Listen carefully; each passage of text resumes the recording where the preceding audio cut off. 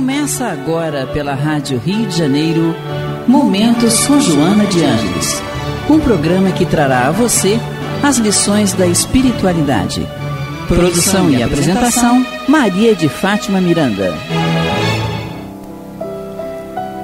Sejam todos muito bem-vindos, Maria de Fátima Miranda. Amigos ouvintes da Rádio Rio de Janeiro, que Jesus nos envolva. É com alegria que estamos de volta para o nosso encontro semanal, na companhia dos amigos Eduardo Araújo e Amaury Santos Neto, com Vinícius ali na técnica, pedindo a Jesus que vocês estejam bem. Vinícius tem pesadelos com a gente. Pois é, tá. Ele acorda assim no meio da noite, meu Deus do céu. É amanhã. Ô, Senhor, pois é. Então, meninos, retornando ao estudo do Homem Integral, a Joana através do Divaldo Franco, no capítulo 9, O tema é o Homem do Futuro, com o subitem a morte e o seu problema. Hoje nós vamos a partir do 7º parágrafo. Quem vai ler?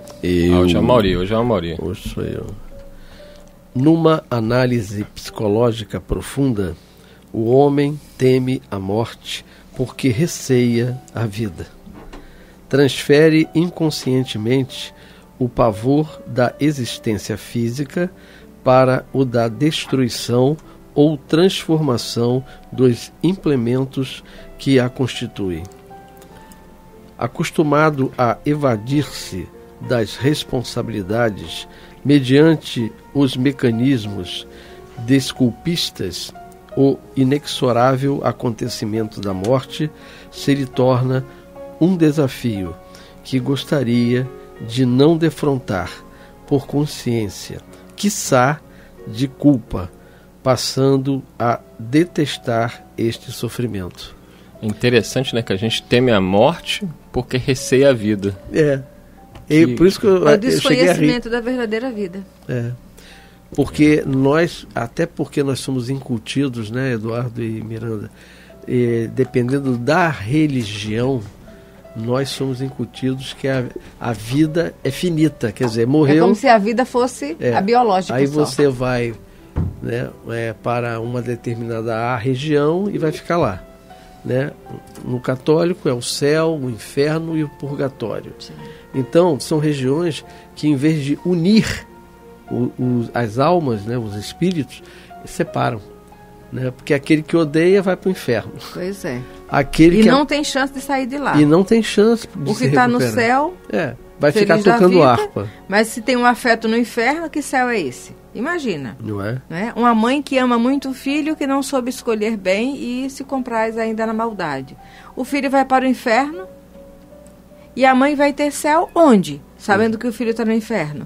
Qual é a mãe que sabe que seu filho que está envolvido com situações comprometedoras, que não trazem paz, nem harmonia, nem felicidade, o filho sai de manhã, essa mãe não tem descanso enquanto ele não volta para casa. Perfeito. Agora imagina ela ficando no céu, olhando para Jesus, aspas, né? E sem dizer, Senhor e meu filho. Perfeito. Imagina. E é por isso que faz com que a Joana diga aqui, né? A gente tem medo da morte porque não quer enfrentar a vida. Porque desconhece a vida, né, Tadinho? Os desafios que a vida tem, né? E cai. E eu digo pra você, o purgatório pra mim é o pior. Olha, se pela rebeldia, inferno, tudo bem. Vai uma hora se acostumar com a labareda, se ela existisse.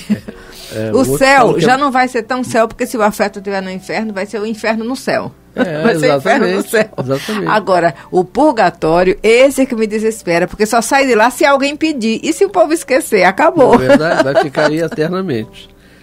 Aí, continuando.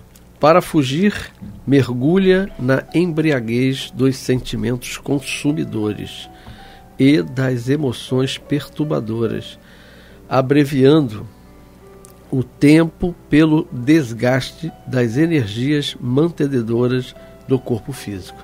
Então, o que ele está dizendo aqui é que o indivíduo procura viver na matéria intensamente as situações. Daí a sexolatria, as compulsões, né? Principalmente na área sexual, sim, que hoje é muito mais estimulado a nível de mídia, né? Então, os próprios filmes...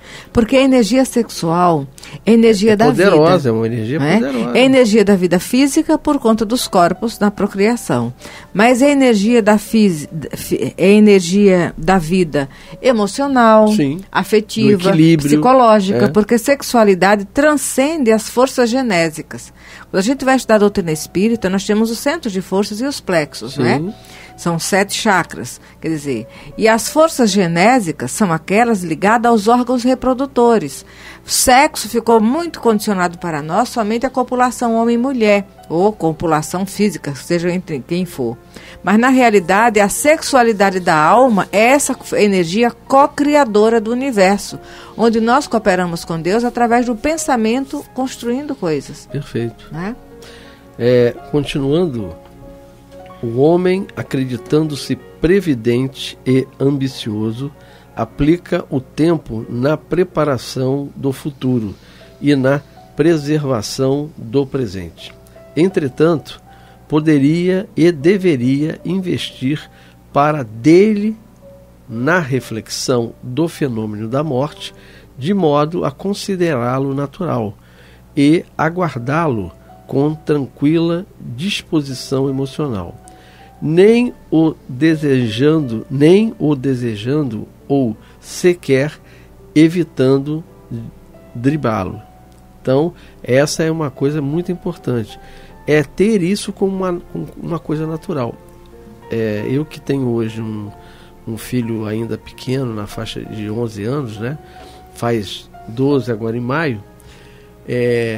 Desde pequeno eu sempre conversei com ele, porque pela lei natural da vida, né, eu já tenho 67, então eu estou muito mais próximo, estou na descendência, por causa do desgaste físico, a morrer, né, a me transformar, do que ele que está numa fase de ascendência física. Então, quando você fala, eu falo, quando eu levo ele na escola, eu agradeço, falo alto para ele ouvir, ele agradece comigo, amém, para ele ter essa vivência. Isso eu fiz com a minha filha, que hoje é uma psicóloga. Isso é maturidade psicológica que você está oferecendo a eles. E aí ela fala assim, pai, até hoje eu me lembro quando você me levava na escola, né? E faço isso hoje naturalmente quando eu vou trabalhar, quando você agradecia a vida, a Deus, né? A oportunidade de estar ali e tal. E eu estou hoje fazendo com o Vitor Hugo isso. E aí eu falo, bom dia sol, bom dia pássaros, bom dia nossas irmãs árvores. E aí vou falando, muito obrigado, eu tenho um lar, tenho um pai, uma mãe, tenho irmãos, tenho amigos. E aí ele vai ouvindo. Isso é diário. Até ele chegar na escola... São os bons hábitos, né? Que a gente tem.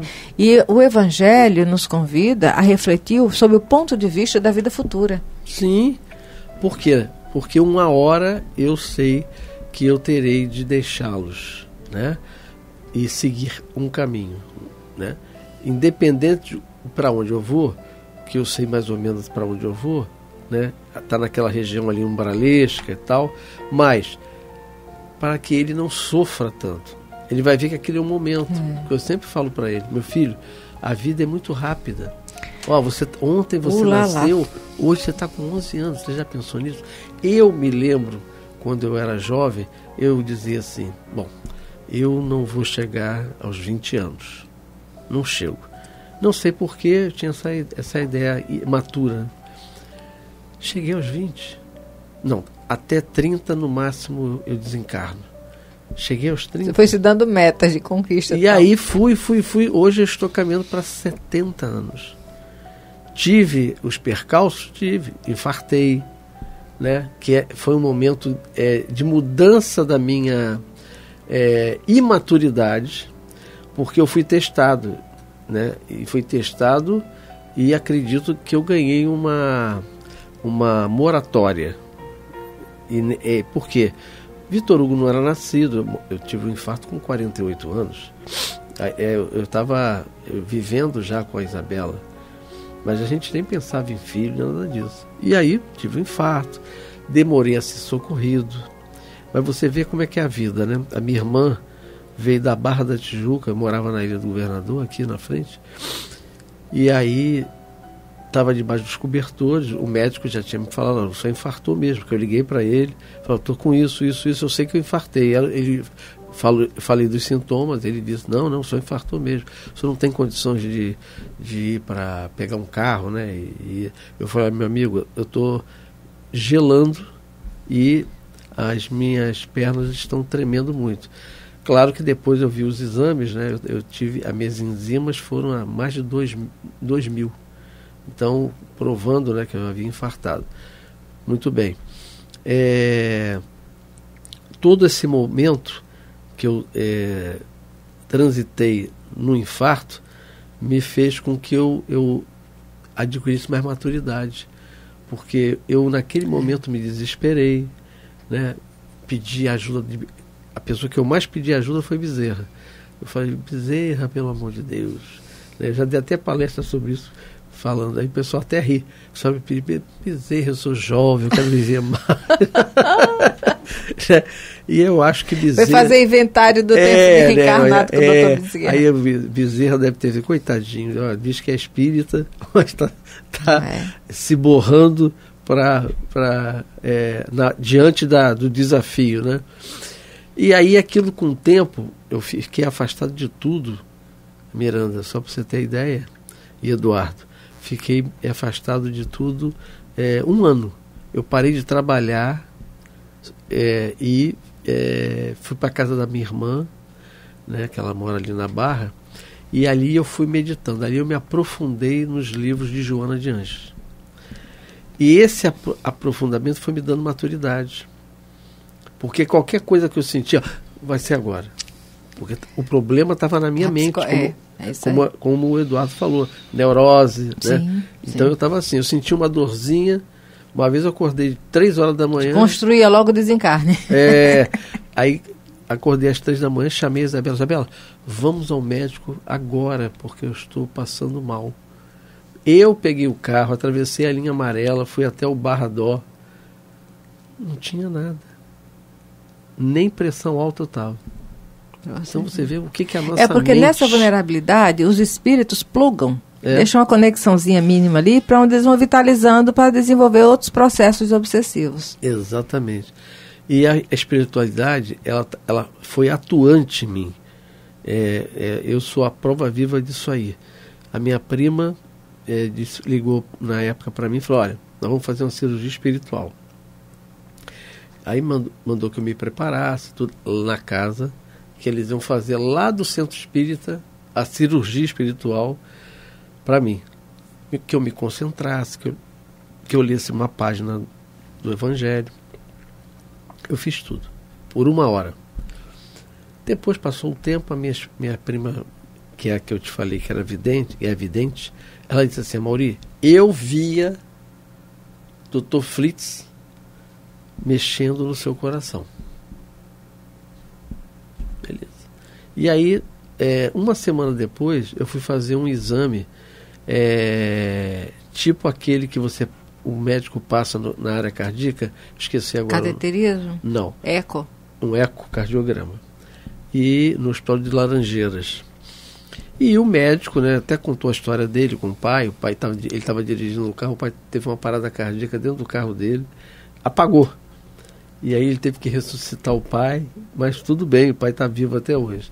E aí ele contou e estava trabalhando e fazendo eco. Depois ele falou assim, Mauri, o senhor teve mesmo um infarto? Eu falei, não, porque aqui no laudo diz que o senhor teve um infarto na área do miocárdio do lado esquerdo, assim, aí foi situando, né? Porque o seu coração, do lado dito afetado, está batendo com a mesma força que bate o direito. Não tem explicação para isso. Eu tenho, mas não vou falar não, porque senão só vai me interlar. É isso aí. Então você vê a atuação da espiritualidade. E o tempo passou, né? Eu melhorei, me equilibrei, e só depois de tudo isso é que a gente vai vendo por quê, né? Os planejamentos, porque você vê, hoje nós estamos aqui, né? Eu nunca imaginei estar com você, estar com o Eduardo, conhecer o Eduardo. Nunca imaginei de estar na rádio. E eu também nunca imaginei que estaria no Rio de Janeiro. Nunca pensei em sair das beiras do Nordeste. Olha só, não é? Pronto, aí vai tudo. Então você vê como é que a vida vai nos levando para o encontro, né, de irmãos que amanhã coadunam das mesmas ideias, né, das mesmas posições. Claro, cada um tendo as suas diferenças, mas respeitando, né, as nossas diferenças. E isso é muito interessante. Então eu hoje vejo a vida muito diferente. E hoje eu digo a você que eu não tenho medo. Não tenho mais aquele pavor. Sim. Né? Claro, gostaria de ver meu filho crescer. Instinto de defesa para continuar sobrevivência, com você. Né? Instinto de sobrevivência. Isso vai acontecer. Né? Mas há casos e casos. Né? E graças a Deus estamos aí firmes e buscando a nossa melhoria comum e ajudando aos irmãos que estão ainda em outros estágios, como você, como Eduardo, como a rádio, né? Uma coisa é fato, nós vamos estudando o Evangelho e vamos aprendendo que não devemos fugir da vida naquilo que ela nos chama, para vivência e aprendizado. Nós devemos sim observar tudo, olhar tudo, não é? Vigiar naquilo que é o nosso objetivo, né? O que pode nos tirar da meta, da rota ou não, é? E orar. Agora, diante das solicitações da vida, que busquemos Jesus. Ir para qualquer lugar sem Jesus, eu não me atrevo. É desastre na certa, sabe? Com colisão com alta periculosidade. Vamos lá? Vamos sim. A educação que se lhe ministra desde cedo, face ao mesmo atavismo apavorante da morte, é centrada no prazer, nas delícias do ego, nas vantagens que pode retirar do corpo, sem a correspondente análise da temporalidade e fragilidade de que se revestem. Graças a essa inadvertência, espalcam-lhe os conflitos, as fobias, a insegurança. É interessante, né? Porque o que ele diz? É a pessoa que vive buscando tudo da matéria, né? Então o indivíduo, quando de repente tem que passar por um susto, e ele acorda, opa, eu posso morrer. Quantos jovens, né, Miranda, hoje morrem, até não está na programação deles, morrem em função dos excessos. Sim, a imprevidência, não é? A falta de cuidados consigo mesmo. É interessante, porque essa educação que ela fala aqui, que se lhe ministra desde cedo, face ao mesmo atavismo apavorante da morte, mas ela diz, é centrada no prazer, nas delícias do ego, nas vantagens que pode retirar do corpo, sem a correspondente análise da temporalidade e fragilidade que se revestem. Graças a essa inadvertência, espocam-lhe os conflitos, as fobias, a insegurança. Quer dizer, a criatura quer se preparar para a morte, mas através da imprevidência. Exatamente. Achando que... Mas é aquela ideia do morreu, acabou tudo. Então, enquanto eu tenho tempo, eu vou chutar o balde e vou aproveitar a vida. Por isso que ela fala dos prazeres, das delícias do ego. Quer dizer, são as ilusões, não é? Mas essa compreensão de que nós somos corpos. Nós, ocidentais, não nos percebemos espíritos. Isso. Não é? Coisa que o oriental já tem essa visão já tem essa né? responsabilidade. Ele até tem lutas também. Porque o fato dele ter compreensão de que é um espírito não quer dizer que a emoção dele está devidamente educada. Não está. É um desafio diário. Mas ele já tem uma seleção de escolhas que vão facilitar esse autodomínio, esse autodescobrimento, né? Esse estado de paz interior, né? Se vencer cada um a si mesmo diariamente. Isso, perfeito. Continuando, o momento diário de análise em torno da vida física predispõe a criatura a projetar o pensamento para mais além do portal de cinza e de lama em que se deteriora a organização somática. Então aqui diz, né, um momento diário de análise. Quer dizer, quando a gente vai amadurecendo, né, a gente vai trabalhando. É a vida futura. Exatamente. É o objetivo da reencarnação. Sim. O objetivo da encarnação e da reencarnação. Reencarnação, né? Porque você vê quantos espíritas têm uma ideia distorcida do que é a reencarnação, né? Até falam que é um castigo, já vi vários... Não, parece um castigo, porque eu não me lembro do que eu fiz, e aí eu sou punido.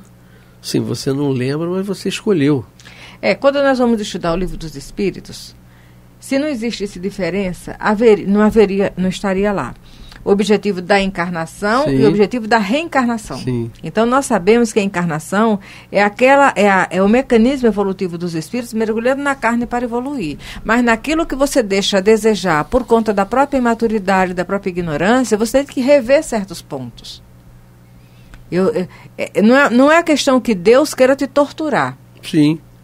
Mas a reencarnação tem por finalidade despertar o espírito para o aprimoramento de si mesmo enquanto espírito imortal que é. Eu chamo reeducação. Esse aprimoramento, esse aperfeiçoamento, olha, se você vai pegar a escala e passa dos espíritos imperfeitos ao espírito puro, qual é o mecanismo divino para que o espírito se purifique? Não é? Qual é o mecanismo divino? A reencarnação. Sim. Então, reencarnar é esse trabalho de elaboração do espírito para a purificação da essência a nível dos valores que ele vai escolher. Essa purificação, é aquela colocação de Jesus: brilhe a vossa luz. Enquanto nós estamos embotados pelo orgulho, pelo egoísmo, pela vaidade, pelas paixões inferiores, são sombras, né? Essa luz ela não vai brilhar. Exatamente. Agora, a reencarnação vai ser o buril. Então, esse buril não é uma tortura. Mas nós trabalhamos a ideia de castigo da forma perniciosa possível.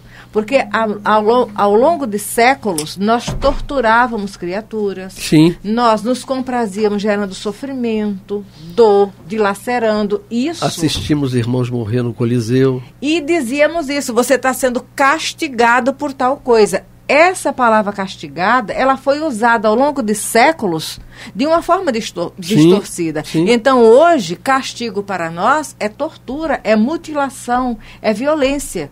Sim. Mas se nós formos pegar o sentido etimológico da palavra castigo, vem de casto, de pureza. A palavra foi usada de uma maneira distorcida, que estigmatizou ela. Então, realmente, Deus não castiga. Porque Deus não mutila, Deus não elabora tortura para ninguém. Mas Deus nos aplica leis através da nossa consciência para esse burilamento do espírito. Se você pegar a palavra castigo no sentido primeiro etimológico, que é tornar casto, purificar de dentro para fora, a reencarnação nos oferece esse mecanismo. Sim. Então, Deus, ele é nosso educador. Um pai não educa se ele não impor limites. Se ele não impuser limites. Né? Exatamente. Agora, as leis divinas que estão em nossa consciência, é esse o fiat lux da criação que nós não temos maturidade para compreender pela nossa imperfeição. Os bons espíritos estão lá no Livro dos Espíritos. Uma das características gerais dos bons espíritos é que compreendem Deus e o infinito. Então, por compreenderem Deus infinito, sabe do mecanismo dessa lei que automaticamente nos leva à elaboração de uma conduta ajustada, mas nos faz sofrer pela nossa rebeldia. Então, nós linkamos correção com tortura, porque correção é essa elaboração de uma purificação. Estigmatizamos castigo, então correção é sofrimento. Correção não é sofrimento, correção é educação. Perfeito. Bom, meus amigos, estamos agora encerrando, né? E vamos dar continuidade. Agradecemos a Jesus, né? E que tenhamos paz. Muita paz.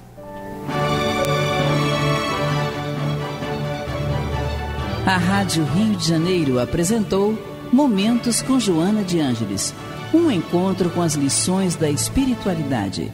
Produção e apresentação, Maria de Fátima Miranda.